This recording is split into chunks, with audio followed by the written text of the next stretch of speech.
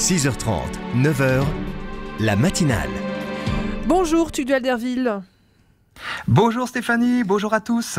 Les derniers chiffres de l'INSEE sont tombés. 12 000 naissances de moins en 2018. Notre taux de fécondité baisse d'un cran. Sous le seuil des 2 enfants par femme depuis 4 ans, il est à 1,86 alors que les Françaises voudraient en moyenne 2,3 enfants. Les politiques publiques sont en cause. Déjà, l'hiver démographique à venir est un casse-tête pour les retraites. Eh bien, tout cela semble réjouir un ancien député et ministre écologiste, Yves Cochet. Il propose, pour lutter pour le climat, de punir les Français qui font trop d'enfants et donc, selon lui, polluent. Dans une interview du 3 janvier publiée par l'Obs, il suggère, je cite, de renverser notre politique d'incitation à la natalité en inversant la logique des allocations familiales. Il les supprimerait carrément dès le 3e enfant. Le néo-malthusianiste voit un drôle d'intérêt à la chute de la natalité. On pourra mieux accueillir les migrants. Vous allez me dire qu'Yves Cochet a quitté la politique, qu'il provoque et déraisonne. Mais que dire des déclarations de l'actuel ministre de la Santé ? Savez-vous ce qu'a vanté Agnès Buzyn devant les chiffres de la natalité ? La congélation des ovocytes des femmes jeunes.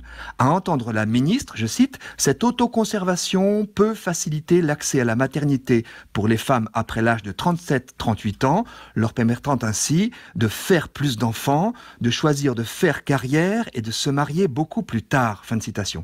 Je passe sur l'étrange référence au mariage qu'on s'est désormais dissocié de la fécondité.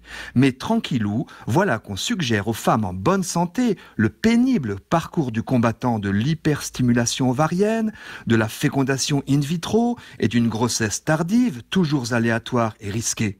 Bref, de glisser de la couette à l'éprouvette sans motif médical, juste pour faire carrière avant de fonder une famille, plutôt que d'être aidé à concilier les deux.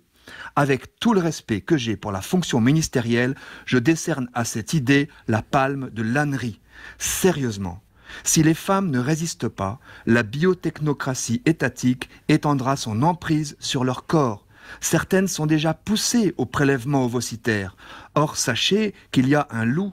Les ovocytes de femmes jeunes sont convoités par des chercheurs et des procréateurs qui voudraient dès que possible rajeunir grâce à ces ovocytes ceux de leurs clientes plus âgées en les combinant. Tout féminisme authentique doit respecter l'écologie du corps féminin. Voilà, c'était l'édito de Tugdual Derville, le délégué général d'Alliance Vita.